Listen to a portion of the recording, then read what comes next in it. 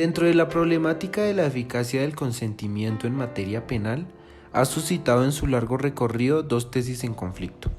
la que reconoce y la que niega efectos plenos al consentimiento del lesionado sobre la lesión producida por un tercero.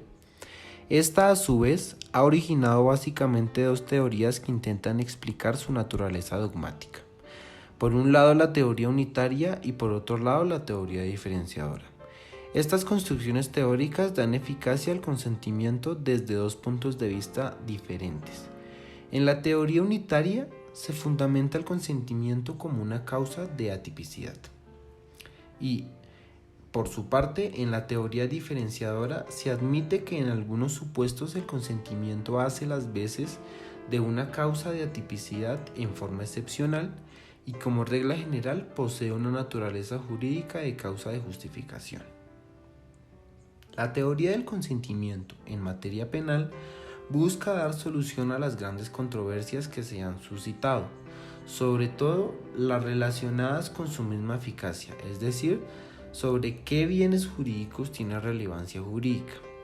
y las que se refieren a los presupuestos necesarios de dicho consentimiento para que sea válido.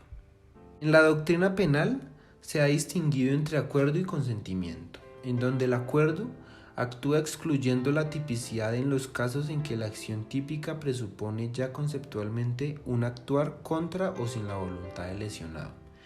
Ejemplo de esta clase de delito es el de coacción, al paso en que aquellos supuestos donde una mujer consiente el acto sexual, la conducta del hombre no será típicamente la de una violación por mediar el acuerdo de la mujer. En este grupo de presupuestos es común que se excluya de antemano la lesión del bien jurídico protegido, pues no es efectivamente lesionado en las hipótesis del acuerdo del lesionado con la acción del autor. En cambio, en los supuestos propiamente de consentimiento se tendrá el efecto de justificación, lo que presupone la aceptación de la realización del tipo.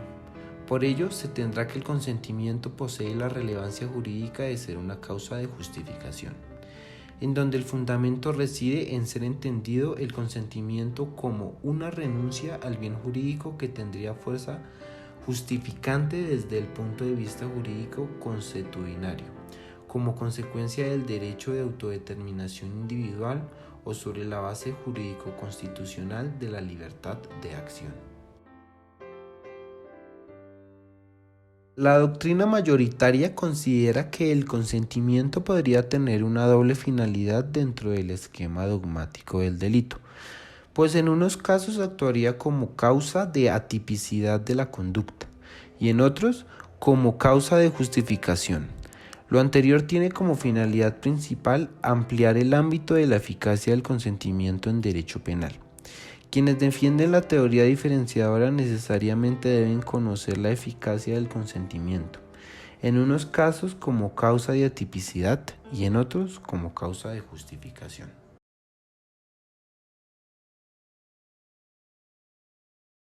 En el marco del consentimiento tenemos varios requisitos que conservan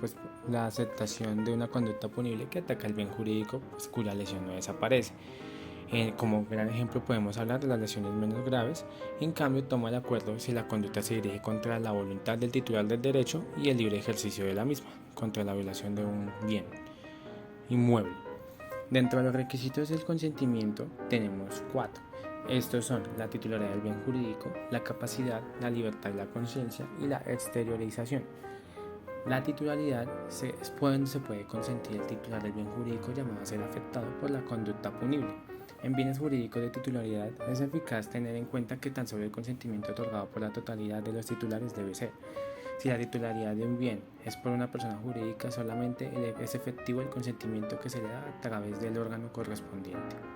La capacidad es la cuestión que es para consentir de que se requiere que el titular goce del juicio y el equilibrio mental suficiente para establecer y aclarecer el alcance de la aceptación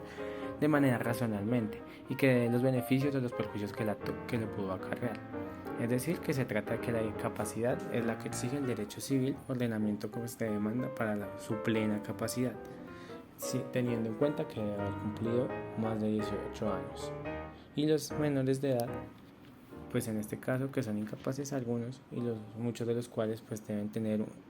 un representante legal. La libertad y la conciencia es cuando el consentimiento debe darse de manera libre, sin generar ninguna coacción o a través de un engaño, y correspondiendo a la verdadera voluntad del acto en el que se consiente. Por consiguiente, es inoperable quien emana o aun con libertad, si no tiene aceptación e incondicional de los efectos del hecho que se permite. Y por último, la exteriorización es cuando el consentimiento en sentido legal de alguna manera ha de exteriorizarse, ya que si no ocurre de este frente a una voluntad comprobada, se permita vincular a ella consecuencias jurídicas. El consentimiento no requiere de manifestación expresa y solamente basta con una opción cualquiera concluyente. Como ejemplo, cuando se involucra a alguien en una pelea amistosa y pues que acepta las lesiones leves que le pueden ocasionar. En la doctrina penal actual se pueden ver varios ejemplos de situaciones en las cuales el consentimiento puede ser eximente de la responsabilidad en materia penal.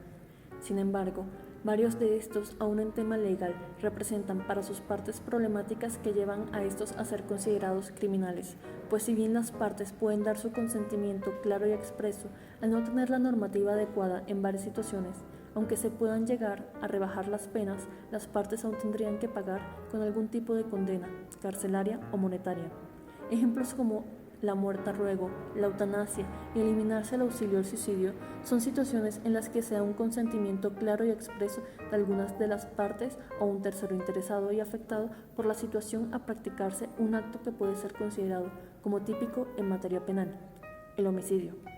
Sin embargo, la legislación colombiana actualmente solo permite la eutanasia y más recientemente la Corte ha despenalizado el suicidio asistido. En estos dos casos se puede evidenciar como un requisito ineludible el consentimiento informado de las partes. Tanto paciente como familiares y médicos deben estar de acuerdo en realizar el procedimiento requerido.